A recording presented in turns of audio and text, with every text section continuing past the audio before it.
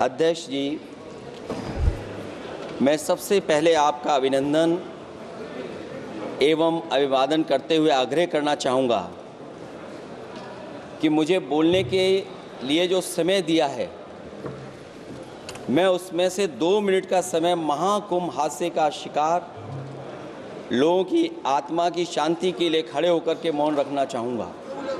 अगर किसी अन्य को भी सच्चे मन से मृतकों के प्रति सच्चा भाव है तो वो भी हमारे सांसदों के साथ खड़ा होकर के ये मौन श्रद्धांजलि अर्पित कर सकता है। ये माननीय सदस्य अध्यक्ष महोदय, अगली लाइन अध्यक्ष महोदय, ये विषय अध्यक्ष महोदय, आप सीनियर लीडर हैं। अध्यक्ष महोदय, ये अधिकार आपका है, कभी नहीं रही।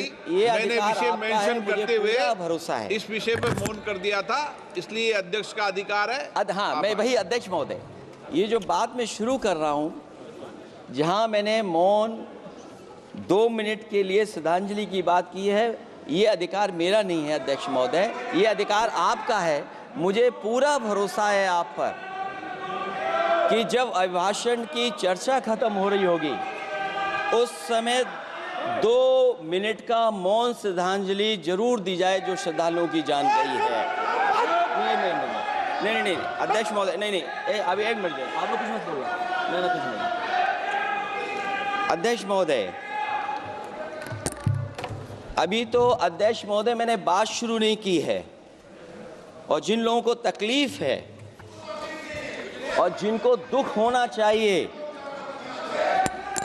उनके बारे में मैं, हालांकि वो बात मैं बाद में कहना चाहता था महाकुंभ के बारे में, लेकिन अध्यक्ष महोदय क्योंकि बहुत सारे माननीय सदस्य ये सुन नहीं सकते हैं, इसलिए मैं बात वहीं से शुरू करता हूं। आप देश के परम अभिभावक होने के नाते हमारा आपसे अनुरोध है कि जहां सरकार बजट के आंकड़े लगातार दे रही है, और जब मैंने अभिभाषण पढ़ा अध्यक्ष महोदय, बहुत सारे आंकड़े सरकार ने दिए हैं, आंकड़े देने से पहले महाकुंभ में मरने वालों के आंकड़े भी दे दें। महाकुंभ की व्यवस्था के बारे में स्पष्टीकरण देने के लिए मेरी मांग अध्यक्ष महोदय, सर्वदलीय बैठक बुलाई जानी चाहिए। महाकुंभ आपदा प्रबंधन व खोया पाया केंद्र की जिम्मेदारी सेना को दी जाए। महाकुंभ हादसे के शिकार लोगों की मृत्यु, घायलों का इलाज, दवाइयों, डॉक्टर, भोजन पानी, परिवहन की उपलब्धता का आंकड़ा संसद में पेश किया जाए। महाकुंभ हादसे के लिए जिम्मेदार लोगों पर, महाकुंभ हादसे के लिए जिम्मेदार लोगों पर घोर दंडात्मक कार्रवाई हो। जिन्होंने सच छिपाया है उनको दंडित किया जाए। अध्यक्ष महोदय, हम डबल इंजन की सरकार से पूछते हैं, अगर अपराध बोध नहीं था तो आंकड़े दबाए, छिपाए और मिटाए क्यों गए हैं? सच छिपाना और मिटाना भी तो अपराध है। इसका दंड कौन भुगतेगा अध्यक्ष महोदय? जहां इंतजाम होना चाहिए था वहां प्रचार हो रहा था। एक धार्मिक समागम में डबल इंजन का राजनीतिक प्रचार अशोभनीय है, निंदनीय है। इतने बड़े हादसे के बाद कम से कम अब तो वो होर्डिंग उतरवा देना चाहिए।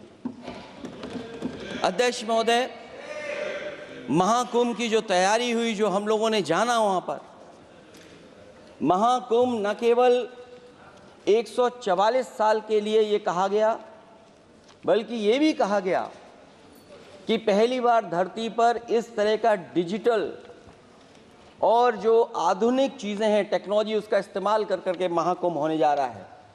सीसीटीवी, ड्रोन, लाइव स्ट्रीमिंग के आधार पर जिनका दावा था कि वो डिजिटल कुंभ करा रहे हैं, वो मृतकों की डिजिट नहीं दे पा रहे हैं। एक तरफ तो जो लोग डिजिटल डिजिटल डिजिटल अध्यक्ष महोदय कहने को थकते नहीं हैं, लेकिन जब कुंभ में इतना बड़ा हादसा हो गया है तो यही सरकार डिजिट नहीं दे पा रही है। हमारे अपने लोग मारे गए हैं, जिसमें परिवार का हर रिश्ता दिवंगत हुआ है। किसी की माता, किसी के पिता, किसी की बहू, किसी की बेटी, किसी का भाई बहन, चाचा चाची, बच्चों के आंकड़े तो अभी तक नदारद हैं। खोया पाया केंद्र ही लोगों को तो नहीं मिल रहा है, जो खोया पाया केंद्र था उसको भी लोग पा नहीं पा रहे, ढूंढ नहीं पा रहे। अध्यक्ष महोदय, कुंभ कोई पहली बार नहीं हो रहा है। कुंभ का आयोजन सदियों से होता आया है। हमारे पौराणिक और हमारे इतिहास के दस्तावेज ये बताते हैं कि समय समय पे जो भी सरकारें रही होंगी, जिसका भी राज रहा होगा अध्यक्ष महोदय, उसने महाकुंभ या इस तरह के कुंभ का आयोजन किया है। एक तरफ तो वो कि जो 144 साल बाद महाकुंभ होने जा रहा है, उसका इतना प्रचार किया, और मैंने तो कई टीवी इंटरव्यूज में, कई समाचार चैनलों पर ये बात सुनने में आई और सुनते रहे हम लोग कि सरकार ने 100 करोड़ लोगों के आने का इंतज़ाम किया है। और अगर 100 करोड़, अध्यक्ष महोदय, अगर ये बात गलत है तो मैं रिजाइन आपको देना चाहता हूं। अगर अध्यक्ष महोदय, ये माननीय सदस्य लोग अगर ये नहीं सुन पा रहे हैं तो मैं इनको एक एक को, आप नहीं गए स्नान करने, आप स्नान करने नहीं गए, इसीलिए इस तरह की भाषा का इस्तेमाल कर रहे हैं। अध्यक्ष महोदय, ये कहा गया कि 144 वर्ष के बाद ये हो रहा है। जहां तक मेरी समझ और जानकारी कहती है, जो एस्ट्रोनॉमी और एस्ट्रो चीज़ों को समझते होंगे वो ये स्वीकार करते होंगे, जो भी कुंभ होता होगा वो 144 वर्ष के बाद ही होता होगा। लेकिन ये कहा गया कि नक्षत्र ऐसे हैं, तो मैं अध्यक्ष महोदय सरकार से कहना चाहता हूं कि सतयुग से लेकर के कलयुग तक ये सनातन परंपरा रही है कि संत महात्मा साधु समाज मुहूर्त के हिसाब से शाही स्नान करते हैं। उसमें नक्षत्रों के हिसाब से जो सहयोग बनता है वही शाही स्नान का मुहूर्त होता है। लेकिन भाजपा के राज में ये सनातन परंपरा टूट गई।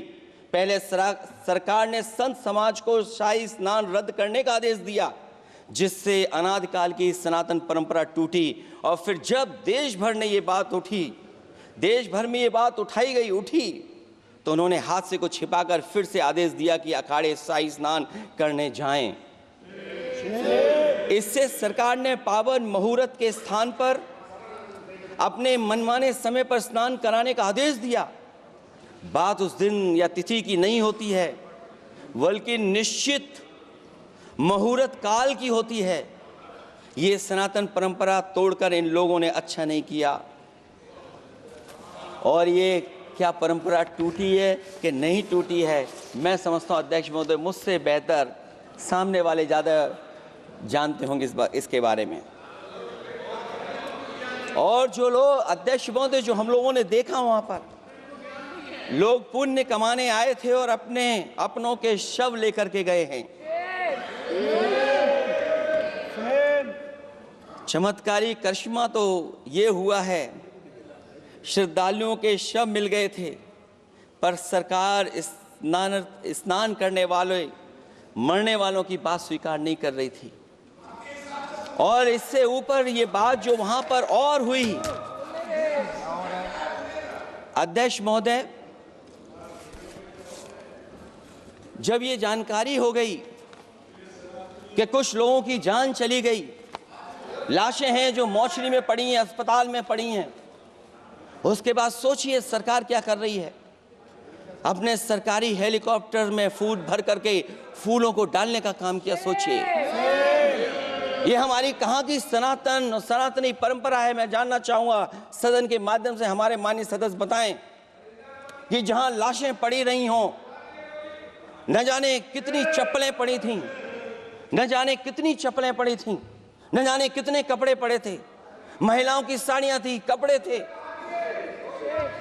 लेकिन उनको कैसे उठाया गया? उन सबको उठाया गया जेसीबी मशीन से, ट्रैक्टर की ट्रॉली से, उनसे उठा करके कहां फेंका कोई नहीं जानता, लेकिन जब उनको लगा कि वहां से बदबू आ रही है तो यही सरकार के लोग छिपाने लगे हैं। यही आपका महाकुंभ का आयोजन था, और हर बात को छिपाने के लिए न केवल ये लोग मीडिया का सहारा ले रहे हैं, मीडिया का सहारा लेते लेते सुनने में आया है कुछ दबाव और कुछ स्वीटनर भी दिए जा रहे हैं जिससे उनकी खबरें बाहर ना आ जाएं। और अगर अध्यक्ष मोदी ये बात सब गलत है मेरी, अगर ये बात सब गलत मैं कह रहा हूं, तो अभी तो नेता सदन को अभी भाषण देना है। और मैं ये बात और कहना चाहता हूं, आप अपने तरफ से जानकारी कर लीजिएगा। हमारे उत्तर प्रदेश के मुख्यमंत्री जी ने शोक नहीं प्रकट किया था। जब देश की राष्ट्रपति और प्रधानमंत्री जी ने शोक प्रकट किया, उसके बाद 17 घंटे बाद सरकार ने स्वीकार किया। अध्यक्ष मोदी, ये वो लोग हैं जो आज भी कोई सच्चाई स्वीकार नहीं कर सकते। इनका रास्ता क्या है मैं नहीं जानता हूं, कहां ले जाना चाहते हैं। लेकिन जब अध्यक्ष महोदय मैंने अभिभाषण पढ़ा है राष्ट्रपति महोदया का, तो वही पुरानी बातें कि 12 करोड़ शौचालय बन गए हैं, 10 करोड़ गैस कनेक्शन हो गए हैं, 80 करोड़ लोगों को राशन दिया जा रहा है, 25 करोड़ लोगों को मिडिल क्लास में शामिल कर दिया गया, न्यू मिडिल क्लास में शामिल कर दिया गया। 80 और 85 को अगर हम जोड़ दें अध्यक्ष महोदय 105 करोड़ हो गए। बच्चों को और जोड़ दें तो सरकार अध्यक्ष महोदय किसके लिए काम कर रही है, किसके लिए काम कर रही है? अगर 80 को राशन दें, 25 को न्यू मिडिल क्लास में जोड़ दें, 105 करोड़ हो गए। और जो बाकी बचे हैं हमारे देश की आबादी जिसको 140 करोड़ बता रहे हैं, उसमें कम से कम बच्चे कुछ तो संख्या होगी, आधी आबादी की संख्या होगी। अगर उसको हम बाहर निकालें तो आगे आज सरकार किसके लिए काम कर रही है? वही बात पुरानी सुनने को मिलती है कि राष्ट्रीय मिलिट्री स्कूल बन गए हैं, राष्ट्रीय मिलिट्री स्कूल जिनमें बालिकाओं की भर्ती शुरू हो गई है। अध्यक्ष महोदय, ये एक बता दें जो नया इन्होंने 10 साल के अंदर राष्ट्रीय मिलिट्री स्कूल खोला हो। और कंफ्यूज मत होना, राष्ट्रीय मिलिट्री स्कूल कौन से होते हैं, सैनिक स्कूल कौन से होते हैं, ये कंफ्यूज मत होना। 10 साल में सोचिए अध्यक्ष महोदय, एक भी नया राष्ट्रीय मिलिट्री स्कूल नहीं खोला है। अगर खोला हो तो सरकार जरूर बताए। जो लोग कहते हैं हम ईज ऑफ डूइंग रिसर्च कर रहे हैं, अध्यक्ष महोदय इनकी ईज ऑफ डूइंग रिसर्च हमने देखी है। इनकी ईज ऑफ डूइंग रिसर्च अपनी इमेज चमकाने के लिए और दूसरे की इमेज बर्बाद करने के लिए ईज ऑफ डूइंग रिसर्च चल रही है।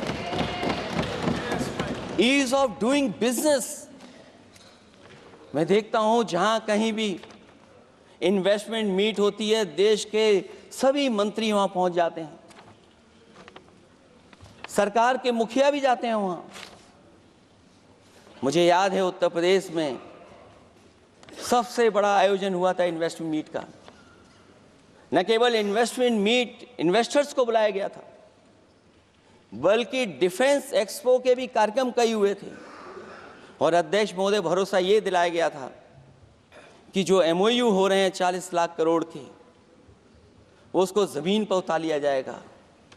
मैं इन्हीं डबल इंजन की सरकार से जानना चाहता हूं कि जो 40 लाख करोड़ के MOU हुए उसमें कितना ज़मीन पर ये सरकार उतार पाई है। कहीं ऐसा तो नहीं है कि सरकार के डबल इंजन आपस में ही टकरा रहे हों। अब तो जो खबरें हम लोग पढ़ते हैं, न केवल इंजन टकरा रहे हैं अध्यक्ष महोदय, अब तो डब्बे भी टकराने लगे हैं। सुना है क्योंकि दिल्ली में चुनाव है, आप इंजीनियर की डब्बा हैं।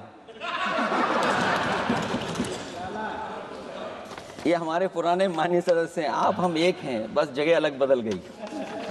जिस विभाग के मंत्री हैं वो हमारा ही काम है, आप लोग अच्छा नहीं कर रहे हैं। अध्यक्ष महोदय, दिल्ली का चुनाव है तो मैंने राष्ट्रपति जी के अभिभाषण में सुना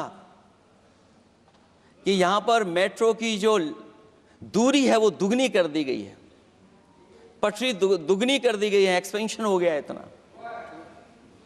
अध्यक्ष महोदय, मैं स्वीकार करता हूं दिल्ली का चुनाव है, एक्सपेंशन की बात करेंगे, लेकिन कभी आपने क्यूटो का नाम सुना है? आपने वेनिस का नाम सुना है? मैं अध्यक्ष महोदय आपके माध्यम से, जिसको क्यूटो बनाने के लिए सपना देखा गया था, 10 साल पूरे हो गए हैं, अभी तक वहां पर मेट्रो की शुरुआत नहीं कर पाए हैं। और अध्यक्ष महोदय, मैं ये बात इसलिए कह रहा हूं, अध्यक्ष महोदय मैं इसलिए बात कह रहा हूं कि जिस समय समाजवादी सरकार थी, जितनी भी मेट्रो आज यूपी में चल रही हैं, सब की सब समाजवादियों की देन है, एक भी आपकी देन नहीं है। और इस समय पर मैं याद करना चाहता हूं, उस समय देश के प्रधानमंत्री मनमोहन सिंह जी को जब मैं पहली बार मुख्यमंत्री बनकर के उनसे मिलने गया था, मैं बहुत सारे उनके काम उत्तर प्रदेश के लेकर के गया था। आज वो हमारे बीच नहीं हैं, लेकिन कम से कम उन्हें इसी बात से याद कर रहे हैं, जो जो मैंने काम उस समय दिए थे, एक एक काम उस समय के प्रधानमंत्री जी ने मेरा पूरा कर करके, और उसका परिणाम ये हुआ है अध्यक्ष महोदय, और उसका परिणाम ये हुआ है कि आज उत्तर प्रदेश में जितनी भी मेट्रो चल रही हैं, चाहे वो लखनऊ की हो, कानपुर की हो, आगरा की हो, नोएडा की हो, ग्रेटर नोएडा को जोड़ रही हो, दिल्ली को जोड़ रही हो। और अध्यक्ष महोदय, जिस समय उद्घाटन हुआ था दिल्ली से नोएडा को जोड़ने वाली मेट्रो का, उस समय देश के प्रधानमंत्री एक विदेश के बहुत बड़े उनके साथ बैठ करके गए थे उद्घाटन करने। वो अगर किसी ने काम किया था पूरा, तो नोएडा अथॉरिटी और समाजवादी सरकार ने, उसमें आपकी देन कोई नहीं थी। ये बात मैं मेट्रो की इसलिए कर रहा हूं कि जो लोग दिल्ली में मेट्रो बना रहे हैं, वो बनारस में मेट्रो क्यों नहीं बना पा रहे हैं? और दिल्ली का विकास अपने आप हो जाएगा, बस ये जो भारतीय जनता पार्टी की दिल्ली वाली सरकार है वो हस्तक्षेप करना बंद कर दे। अध्यक्ष महोदय, रिवर लिंकिंग का कार्यक्रम कुछ दिन पहले प्रधानमंत्री जी ने किया। अध्यक्ष महोदय, मैं आपके माध्यम से, जहां किसानों के लिए एक नई चीज़ आ रही है, जिससे कि न केवल उनकी खेती बाड़ी बल्कि बहुत सा सुधार दिखाई देगा। खेती बाड़ी को भी पानी मिलेगा, पीने का भी पानी होगा। इंटरलिंकिंग पुरानी योजना है, और मुझे याद है जब पहली बार उसका MOU साइन हुआ था, उस समय दोनों प्रदेश के मुख्यमंत्री शामिल थे, लेकिन जब उद्घाटन हुआ है तो दोनों के प्रदेश के मुख्यमंत्री वहां से गायब थे। और वो कारण अगर जानना चाहोगे तो वो कारण भी बता दूंगा अगर आप कहोगे तो। जहां इंटरलिंकिंग हो रही रिवर की, ये अच्छी योजना है। 40,000 करोड़ रुपए आप खर्च करने जा रहे हैं। लाखों लाख जमीन उत्तर प्रदेश और मध्य प्रदेश की सिंचाई के लिए शामिल हो जाएगी, लोगों को पीने का पानी मिलेगा। लेकिन जिनकी जमीन जाएगी, उन किसानों को, गरीबों को क्या सरकार मदद कर रही है? लैंड एक्विजिशन मैंने भी की एक समय पर, और मुझे याद है अध्यक्ष महोदय, जब मैंने लैंड एक्विजिशन किया था, उसमें भारत का ये लैंड एक्विजिशन एक्ट नहीं आया था। मैंने किसानों से बातचीत की थी और किसानों से समझाया कि ये योजना से, परियोजना से क्या लाभ होने जा रहा है। वहाँ के किसान तैयार हो गए, और उसका परिणाम ये था कि 21 महीने में देश का सबसे बेहतरीन एक्सप्रेसवे और ज़मीन एक्वायर कर करके हम लोगों ने बना करके दिखा दिया। और जब उद्घाटन हुआ था तो उसमें भारतीय वायुसेना के विमान सुकोई और मिराज को उतार करके हम लोगों ने उद्घाटन किया था उसका। ये बात मैं इसलिए बता रहा हूं, जिस हाईवे पर देश के प्रधानमंत्री उतरे थे और उद्घाटन के बाद प्रधानमंत्री जी के पीछे पीछे कोई चल करके आया था। वो हाईवे भी अगर किसी ने डिजाइन किया था तो समाजवादी सरकार का डिजाइन था, वो भारतीय जनता पार्टी का डिजाइन नहीं था। और अगर इनका डिजाइन होता तो उत्तर प्रदेश में कोई नया हाईवे ऐसा बना करके दिखाएं जिससे हवाई जहाज उतर जाए। नहीं तो मैं मानूंगा कि आप जो कह रहे हैं कि आधुनिक इंफ्रास्ट्रक्चर बनाना चाहते हैं, आपकी परिभाषा क्या है आधुनिक इंफ्रास्ट्रक्चर की? और ये बात में जो इतनी घुमा फिरा के कह रहा हूं, वो बात में लौट करके उसी पे जा रहा हूं। अध्यक्ष महोदय, अगर 40,000 करोड़ की योजना बनी है रिवर इंटरलिंकिंग की, तो जिन किसानों की, जिन गरीबों की जमीन जा रही है, उन किसानों को आप सही तरीके से मुआवजा, मदद उनकी क्यों नहीं कर रहे हो आप? अध्यक्ष महोदय, मैं इस अभिभाषण के माध्यम से जब सदन में जवाब आए तो उन किसानों की मदद होनी चाहिए। वो किसानों के पास कुछ नहीं है। उसके बाद आपका जो पैकेज है, आपका पैकेज पता नहीं क्यों कंजूस बनाता है कोई, आपका पैकेज कंजूस बनाता है कोई। कम से कम आपका दिल बड़ा होना चाहिए, और इतना बड़ा दिल हो कि किसान खुशहाली के रास्ते बजाए। आपने किसानों की आय दोगुनी नहीं की, आप आय दोगुनी नहीं कर पाए हैं। कम से कम उन्हें वो मदद करने का काम करें। इसमें अध्यक्ष महोदय, मैं राष्ट्रपति जी के अभिभाषण पर पढ़ रहा था कि सोलर को लेकर के और रूफटॉप सोलर एनर्जी को, स्कीम को लेकर के बहुत बड़ी योजना और कई हजार करोड़ रुपए सरकार खर्च कर रही है। मुझे याद है जब देश के राष्ट्रपति कलाम साहब थे, उन्होंने एक प्रेजेंटेशन किया था सरकार के सामने, और प्रेजेंटेशन के बाद मैंने उनसे निवेदन किया कि अगर ये योजना मैं कर दूं तो आप क्या उद्घाटन करने आएंगे? उन्होंने कहा कि अगर ये आप कार्य योजना लागू कर देंगे तो उद्घाटन करने भी मैं आऊँगा। अध्यक्ष महोदय, उस दिन आंधी तूफान था, टेंट बिल्कुल उड़ गया था, इतना शायद पानी और बिजली का चमकना इतना था कि मैंने खुद रिक्वेस्ट की थी उनसे कि आप मत आइए, फिर कभी हम लोग कार्यक्रम कर लेंगे। लेकिन वो कार्यक्रम में आए, उन्होंने उद्घाटन किया। और अध्यक्ष महोदय, जो लोग कह रहे हैं 40,000 करोड़ की रूफटॉप स्कीम लाए सोलर की, जो मिनी ग्रिड बना करके पूरे के पूरे गाँव को हम लोगों ने फ्री बिजली दी थी। फ्री बिजली उनको मिलती थी 24 घंटे, उनकी चक्की चलती थी, उनका सिंचाई का पानी का इंतज़ाम होता था। जब तक समाजवादी सरकार रही तब तक वो योजना चलती रही, और जैसे ही समाजवादी सरकार गई, इन्हीं के लोगों ने उसका मेंटेनेंस रोक दिया। न केवल उस गांव का जिसका राष्ट्रपति रहे उन्होंने उद्घाटन किया, बल्कि और जितनी भी सोलर की स्कीम चल रही थी, लोहिया आवास में जहां सोलर स्कीम के माध्यम से हम लोग गरीब को सोलर पैनल के माध्यम से उनको बिजली दे रहे थे, फ्री बिजली, उन सब योजनाओं को इन्होंने बंद करने का काम किया है। सोचिए, ये वो लोग हैं जो इंफ्रास्ट्रक्चर बनाना चाहते हैं। अध्यक्ष महोदय, चीन के सवाल को लेकर के कांग्रेस पार्टी के भी कुछ विचार हैं, हमारे भारतीय जनता पार्टी के लोगों के भी विचार हैं। सच्चाई ये सदन और ये देश भी जानता है, एक समय पर हम लोगों ने बहुत लाखों लाख किलोमीटर की ज़मीन, लाखों लाख एकड़ की ज़मीन हम लोगों ने खोई, और अब उसी रास्ते पर भारतीय जनता पार्टी चल रही है। अध्यक्ष महोदय, सवाल ये है, ज़मीन खोने के साथ साथ भारतीय जनता पार्टी स्वीकार नहीं कर रही है कि ज़मीन चीन ने कब्जा की है। और ये बात अगर हम लोग कह रहे हैं तो जो अखबारों में खबरें निकलती हैं, टीवी पे कभी कभी खबरें आती हैं, अध्यक्ष महोदय सरकार को कहिए कि ऐसे चैनल, ऐसे अखबारों पे FIR लिखा कर उन्हें जेल भेज दो। क्योंकि कुंभ की जो खबर चलाना चाहते थे, कुंभ की जो खबर देना चाहते थे, उन कुछ साथियों पे आपने FIR लिखा दी है।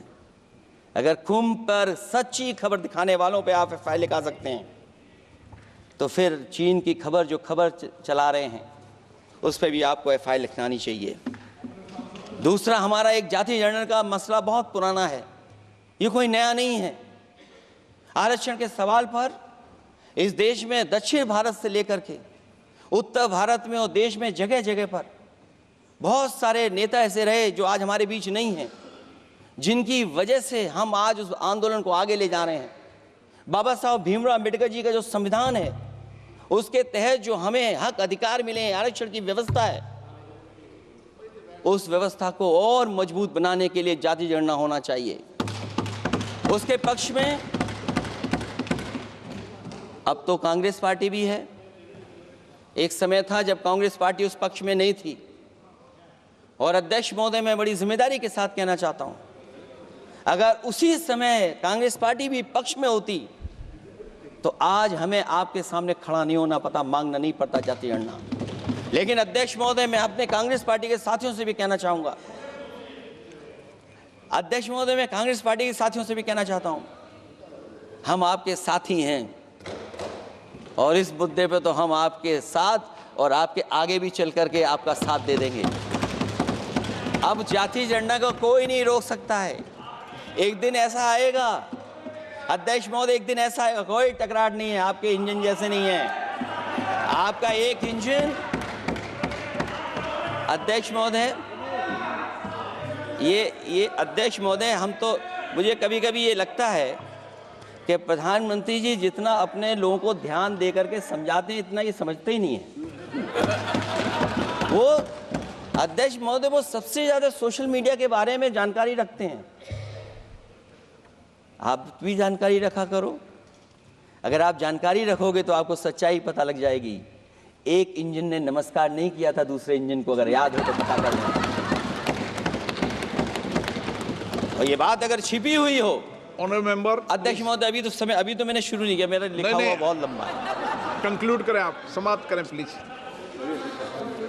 और अध्यक्ष महोदय, एक सवाल और बड़ा उठा है, नौकरी को लेकर के, रोजगार को लेकर के, और हमारे भारत की जो मैन्युफैक्चरिंग सेक्टर है उसको बढ़ावा कैसे दिया जाए। चीन जैसा देश केवल एक पे हमला नहीं कर रहा है अध्यक्ष महोदय, आपकी जमीन भी छीन रहा है और आपका बाजार भी छीन रहा है। और ये बात अगर गलत हो तो सरकार हमें बताए, वो आंकड़े दे। अगर कांग्रेस पार्टी का रास्ता था तो आपका रास्ता कांग्रेस पार्टी का क्यों है? अगर कांग्रेस पार्टी का वो रास्ता था तो आपका रास्ता क्यों है वो? मैं तो जानता हूं जिस दिन उनके सहयोगी साथी समझ लेंगे, वो भी साथ छोड़ जाएंगे। दूसरा जो सवाल कहा गया है अध्यक्ष महोदय, जिस समय बाजार खोला गया, जिस समय हमारा व्यापार के लिए पूरा बाजार खोल दिया, हमसे ज्यादा वित्त को समझने वाले इकोनॉमिस्ट और बहुत सारे जानकार लोग, वो मुझसे बेहतर समझते होंगे, लेकिन मैं ये बात समझता हूं कि जिस समय बाजार खोला गया उस समय ध्यान उतना हमारे देश की अर्थव्यवस्था पर नहीं रखा गया। अगर उसी समय पर मैन्युफैक्चरिंग सेक्टर को जिस जिम्मेदारी से रखना चाहिए था नहीं रखा गया, अगर उस समय रखा गया होता तो शायद अध्यक्ष महोदय हम लोग चीन से आगे निकल गए होते। आज चीन आ गए, हम लोग पीछे हैं। क्या आप इनको ज्ञान दे रहे हो क्या? अध्यक्ष महोदय, अपना रास्ता तो वही है, साइकिल वाला। इसलिए अध्यक्ष महोदय, अगर मेरा समय है अभी, क्योंकि मैं बहुत कुछ लेकर के आऊं, और जहां तक इंफ्रास्ट्रक्चर की बात है, आप कहते हैं कि देश का आधुनिक इंफ्रास्ट्रक्चर बनेगा, न केवल उसके नागरिकों को एक बेहतर जीवन देश की नई पहचान देता है, बल्कि देश को एक नया आत्मविश्वास भी देता है। अरे अगर ये बात सच है तो अध्यक्ष महोदय, मैं वो बात कहना चाहता हूं कि 2022 के चुनाव से पहले एक बुंदेलखंड एक्सप्रेस वे बनाया गया था, और जिसकी तैयारी को लेकर के देश के प्रधानमंत्री जी गए थे। कितनी सजावट हुई थी, कितनी तैयारी हुई थी। जो हमारे बुंदेलखंड के साथी माननीय सदस्य चलते होंगे बुंदेलखंड के एक्सप्रेस वे पर, वो जानते होंगे। प्रधानमंत्री जी उद्घाटन करके गए, पानी बरस गया, बुंदेलखंड बह गया, एक्सप्रेस वे बह गया। और सोचिए अध्यक्ष महोदय, कब उद्घाटन किया था आपने? 22 में, और आज भी मेंटेनेंस चल रहा है उसमें। 22 के बाद से आज तक भी मेंटेनेंस चल रहा है। और कहीं अगर आपने जो गाड़ियां बाजार में ला दी हैं, जो बाजार में आजकल अध्यक्ष महोदय जो गाड़ियां आ गई हैं, अगर वो कहीं अपनी रफ्तार से चलेंगी तो या तो पेट दर्द होगा या कमर का दर्द होगा, दोनों में से एक के लिए तो इलाज जाना ही पड़ेगा। और वो कितने हजार करोड़ का बना? 14,000 करोड़ का। इसी तरह गोरखपुर लिंक एक्सप्रेसवे यूपी में 91 किलोमीटर, जो हमारे रोड की जानकारी रखते होंगे, NHAI की जानकारी रखते होंगे, वो जानते होंगे कि गोरखपुर लिंक जो 2022 में शुरू हो जाना चाहिए था, वो अभी तक शुरू नहीं हो पाया। वो 91 किलोमीटर का 7,283 करोड़ का बन रहा है। जो पूर्वांचल एक्सप्रेस वे कभी समाजवादी सरकार ने उसको डिज़ाइन किया, उसको सब कुछ आगे बढ़ाया, वो 340 किलोमीटर का 22,000 करोड़ के लगभग का बना है। लेकिन जहां तक मैं बना करके छोड़ गया वहां से आगे नहीं बढ़ा, और अगर वो बढ़ गया होता तो बिहार और बंगाल के लोगों के लिए बहुत रास्ता आसान हो जाता। इसी तरह एक गंगा एक्सप्रेसवे बन रहा है, जिसके बारे में सरकार ने ये कहा कि हम कुंभ से पहले शुरू कर देंगे, कुंभ से पहले गंगा एक्सप्रेसवे शुरू हो जाएगा। अध्यक्ष महोदय, वो नहीं शुरू हो पाया। मुझे लगता है जिस रफ्तार से वो काम हो रहा है, अगला जब अर्ध कुंभ आएगा तब तक ही बन पाएगा वो। ये बातें मैं इसलिए बोल रहा हूं अध्यक्ष महोदय, क्योंकि यूपी को, बिहार को दे दिया, हमें कोई तकलीफ नहीं है, बिहार भी तरक्की करे, हम भी साथ देंगे बिहार का, कोई तकलीफ नहीं है। लेकिन यूपी में अगर कोई भी एक भारत सरकार के NHAI का एक्सप्रेस वे आया हो तो बता दे। एक भी कोई एक्सप्रेस वे दिया हो तब, जब देश के प्रधानमंत्री को दो बार और नहीं तीसरी बार भी मौका दिया उत्तर प्रदेश ने। मैं अध्यक्ष महोदय आपका इशारा समझ रहा हूं, बाकी अध्यक्ष महोदय भाषण में अब बजट पे पढ़ दूंगा, मेरा बाकी भाषण बजट में होगा। मैं अपना भाषण खत्म करते हुए केवल इतना कहना चाहता हूं, मैं जो मेरे सुझाव आए हैं उन सुझावों को शामिल करे सरकार, और केवल प्रचार में न रहे सरकार। अध्यक्ष महोदय, मैं अपनी बात खत्म करने से पहले जो राष्ट्रपति जी ने कहा है, मैं भी सहमत हूं उससे, मैं उनकी सब लाइनें पढ़ना चाहता हूं। जो राष्ट्रपति महोदया जी ने कहा है मैं उससे सहमत हूं। हमारा हिंदुस्तान 140 करोड़ आबादी वाला देश है। हमारे यहाँ भिन्न भिन्न राज्य, भिन्न भिन्न क्षेत्र, भिन्न भिन्न भाषाएं हैं, परंतु एक राष्ट्र के रूप में हमारी एक ही पहचान है, हिंदुस्तान। और हमारा एक ही संकल्प है, एक ही लक्ष्य है, विकसित हिंदुस्तान। आने वाले वर्षों में देश को विकसित राष्ट्र बनाने के लिए हम सभी दृढ़ संकल्पित हैं। इस संकल्प में देश के शहीदों की प्रेरणाएं हैं, पूज्य बापू के मानवीय आदर्श हैं, और सरदार पटेल जैसी माँ भारती की संतान द्वारा हमें दिलाई गई एकता की शपथ है। हमें इन प्रेरणाओं को आगे रखते हुए एकता के इस समर्थ विकसित हिंदुस्तान के संकल्प को पूर्ण करना है। आइए हम एक बार फिर एकता के संकल्प को दोहराएं और हिंदुस्तान के सपनों को पूरा करने के लिए कटिबद्ध हों। जब हम साथ मिलकर बढ़ेंगे तो हमारी भावी पीढ़ियां 2047 में अवश्य विकसित, सशक्त, समर्थ, समृद्ध, सोशलिस्ट, सेकुलर, डेमोक्रेटिक हिंदुस्तान देखेगी। मैं इतनी ही बात कहते हुआ, क्योंकि 10 बजट आपने पेश किए हैं, वो आप समझ गए होंगे, आप समझ गए बात को जो मैं कह रहा हूँ।